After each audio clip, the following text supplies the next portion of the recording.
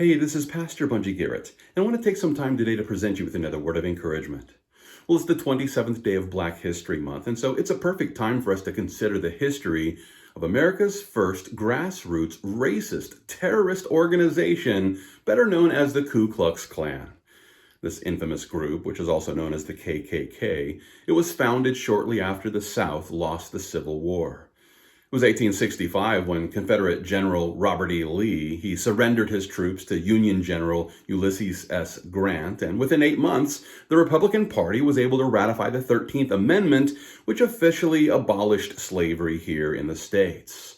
It was during that same period of time when a group of Confederate veterans in Pulaski, Tennessee, they decided that it was time to organize a secret society which could covertly oppose the Republican leaders who were beginning to enforce the 13th Amendment there in the southern states. And within 3 years, local branches of the KKK started popping up all throughout the South. And in 1867, they kicked off their first General Convention. It was that summer when they labeled themselves an invisible empire of the South.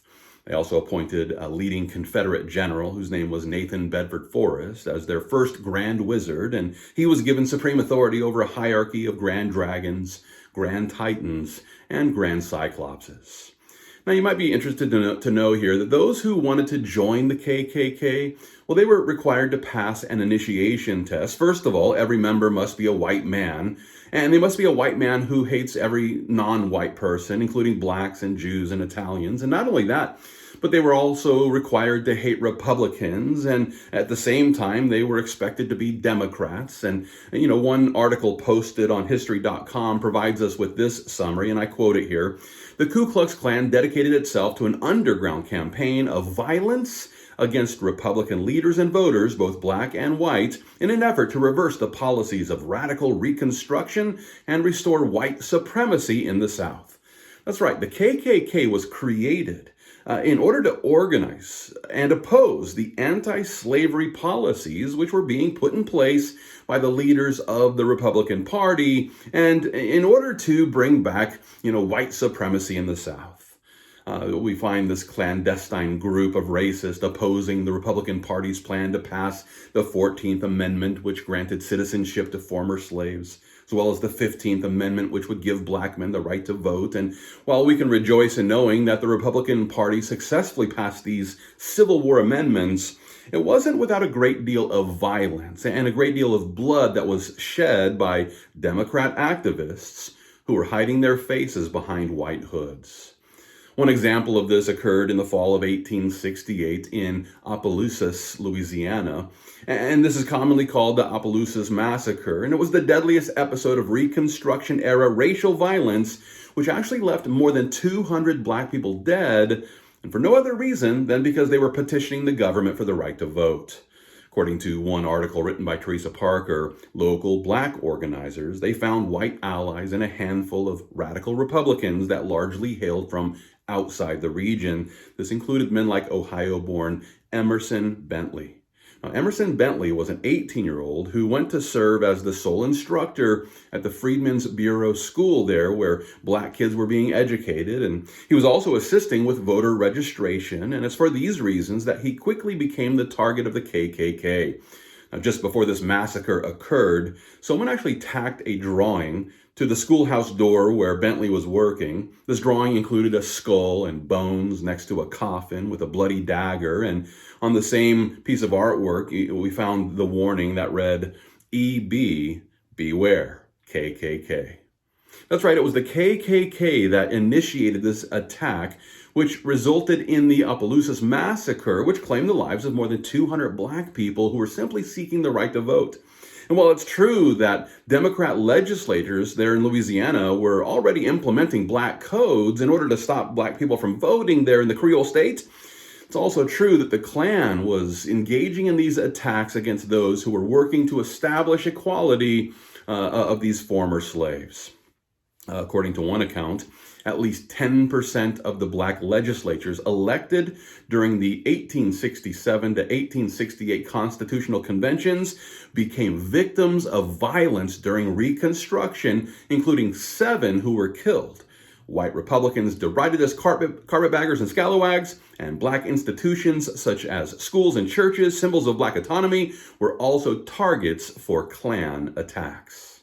Now, in light of these things, there should be no doubt in our minds that the Ku Klux Klan, it was a secret society created by Southern Democrats, and their top priority was to oppose the Republican Reconstructionists who were fighting to provide black Americans with equal rights under the Constitution. Here's how Elaine France Parsons summed it up in her book, Ku Klux, The Birth of the Klan During Reconstruction. I quote her here. She writes, "From 1866 through 1871, men calling themselves Ku Klux killed hundreds of black Southerners and their white supporters, sexually molested hundreds of black women and men, drove thousands of black families from their homes and thousands of black men and women from their employment, and appropriated land, crops, guns, livestock, and food from black Southerners on a massive scale." That's right, the first wave of the KKK, it lasted for about 6 years, from 1866 through 1871.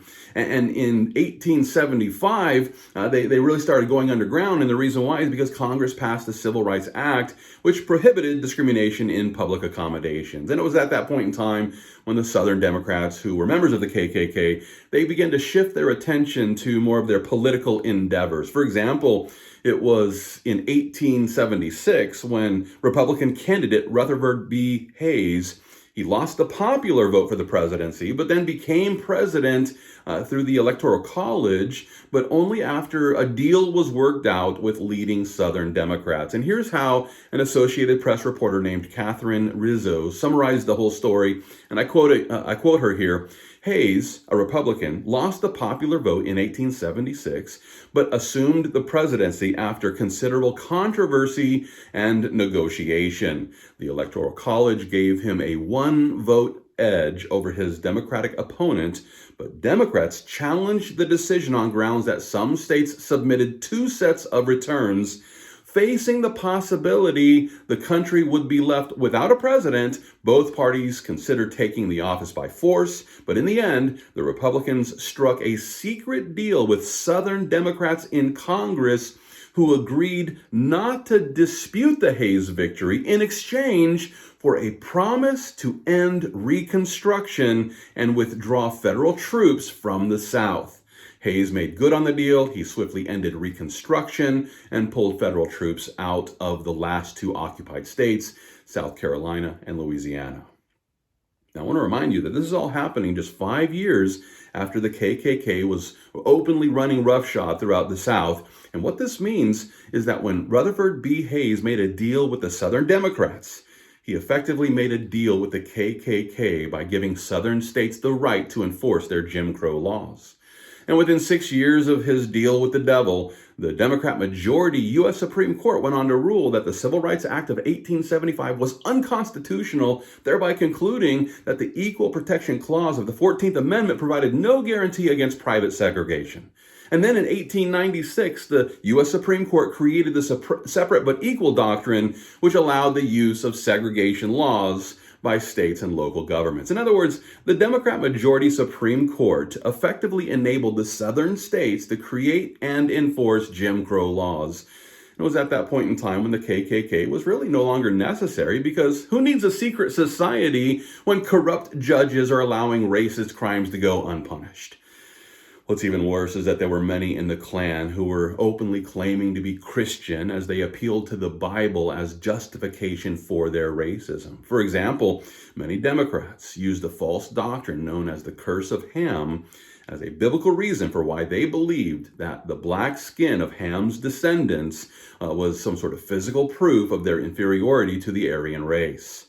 Now listen, this is not only just fictional nonsense, but it's actually in conflict with the clear teachings that we find in the Bible. As a matter of fact, it's in Acts chapter 17. That's where Paul presents us with a clear statement of racial equality. And he does this by assuring us that God has made from one blood every nation of men to dwell on all the face of the earth, and has determined their pre-appointed times and the boundaries of their dwellings, so that they should seek the Lord in the hope that they might grope for him and find him, though he is not far from each one of us. That's right, we all come from one blood. We all come from Adam and Eve, and therefore we all share the same origins. And what this means then is that we don't have a skin issue. No, instead we have a sin issue. And this is true regardless of the race that we belong to. And listen, with all this being the case, I encourage those who truly trust in Jesus Christ. We have to look past the skin and we have to consider the sin issue that we all struggle with. And it's important to remember that Jesus sent Christians to reach people from every tribe, every tongue, and every nation.